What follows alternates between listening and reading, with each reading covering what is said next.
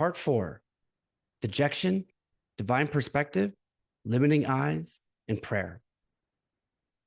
If you are still here after that last section, congratulations. You've survived the emotional equivalent of a Netflix true crime binge. Thanks for hanging in there. Let's keep going as I now take off my anti-natalist hat and put on my soul hat for this next section. To begin, anti-natalists are quote unquote right, in my humble opinion, from the perspective of the mind, but dead wrong from the perspective of the divine.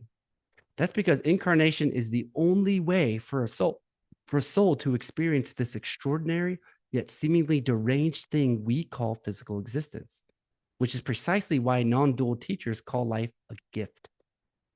This realm is considered one of the greatest places for soul growth in the entire universe, as you will see later. And being born here is the only way to access this unique form of evolution. There's quite literally no other way to do it. Birth is just part of the setup. Antinatalism, nihilism, absurdism, ethylism, and many other philosophies frame existence as devoid of intrinsic purpose. And they aren't totally wrong there. On one level, they're right. Life has no inherent meaning, as we discussed, since everything is neutral until the thinking mind assigns value. At the levels of the LCS and our souls, the meaning is the evolution of choosing love over fear, despite all this chaos. There is meaning, and there isn't. It's a paradox, and the universe is full of them. For a comprehensive and beautifully written exploration of spiritual and life paradoxes, look no further than the Tao Te Ching. It's beautiful. Humans navigate reality with eyes that perceive only a very narrow slice of the electromagnetic spectrum, roughly 0.00035%, making us effectively blind to most of what surrounds us. We cannot see infrared radiation, ultraviolet light, radio waves, microwaves, X-rays, gamma rays, cosmic radiation, terahertz waves, or extreme ultraviolet, and that's just what science can measure. Beyond this, we may remain blind to phenomena that elude instruments entirely, such as what some describe as divine light, perceptible only by beings in higher states like Eva.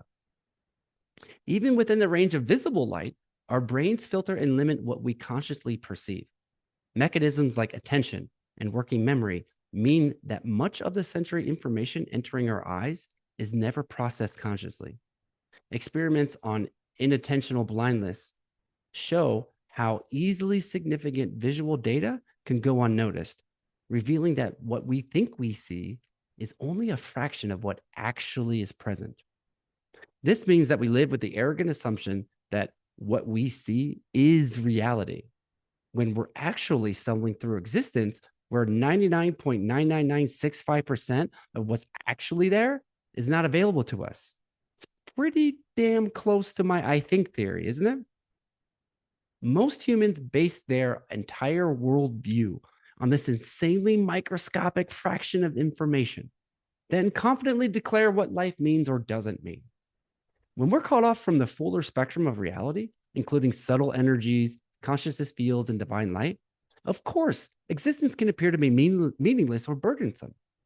But forming definitive conclusions about the nature of reality based on such severely limited perception is like judging an entire movie based on a single blurry pixel from one frame. The existential darkness these philosophies describe may simply be the natural result of sensory and spiritual blindness, not an accurate assessment of what's actually here. Most, most antinatalists, the severely depressed and suicidal, and those trapped in nihilistic worldviews are actually primed for awakening, since they see very clearly what is wrong with this world. They're in what certain traditions call the stage of dejection. Dejection is a deep spiritual sadness that arises when we feel disconnected from our higher self or the flow of life. It often signals a need for reflection, compassion, and realignment with our inner purpose.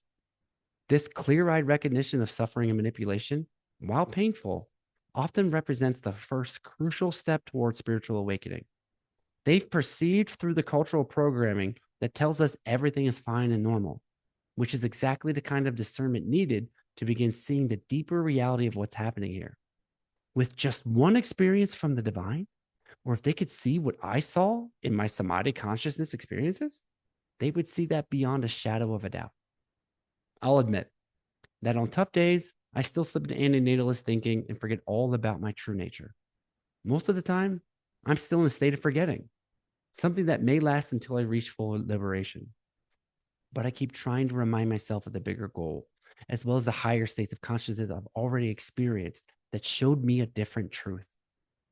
Look, I know this chapter painted a bleak picture, but my purpose was to illuminate why so many of us feel profoundly lost, frustrated, and battle mental health struggles that sometimes seem to have no clear origin. We're not broken or defective. We're souls operating under layers of interference and manipulation from both seen and unseen forces. The dark entities are only part of the equation. Humanity itself perpetuates cycle of trauma, conditioning, and unconscious harm that keep us trapped in patterns of suffering. In the next chapter, I'll discuss the brighter side of this suffering, so don't hang up the phone just yet. It gets better, I promise.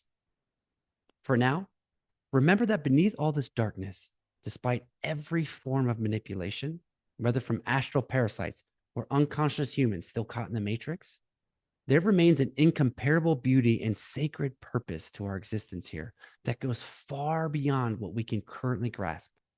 The very fact that such forces work so hard to keep us disconnected from our true nature reveals just how magnificent that nature must be.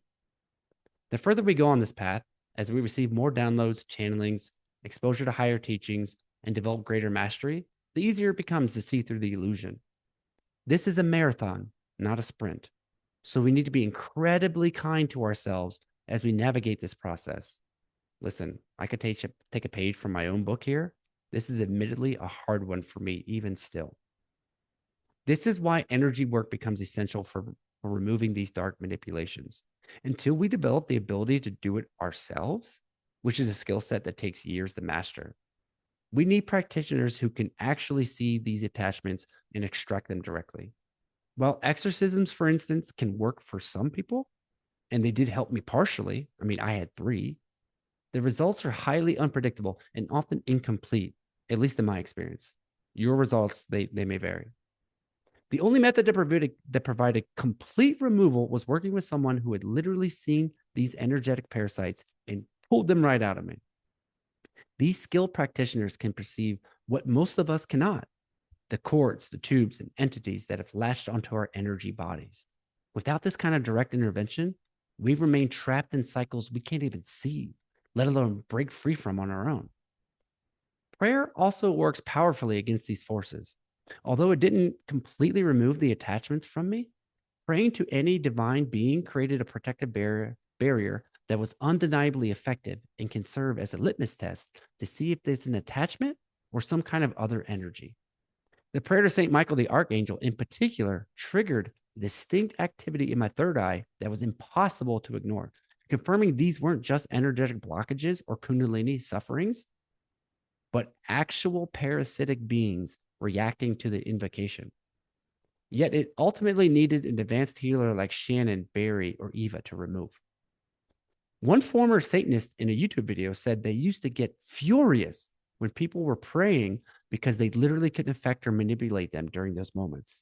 Their prayer created an impenetrable shield that blocked their influence completely. My mentors confirmed this time and time again. This reveals something profound about the power we actually possess when we remember who we truly are. Every moment of genuine prayer, meditation, or connection to the divine source is an act of rebellion against the systems designed to keep us small and unconscious. We are not helpless victims down here.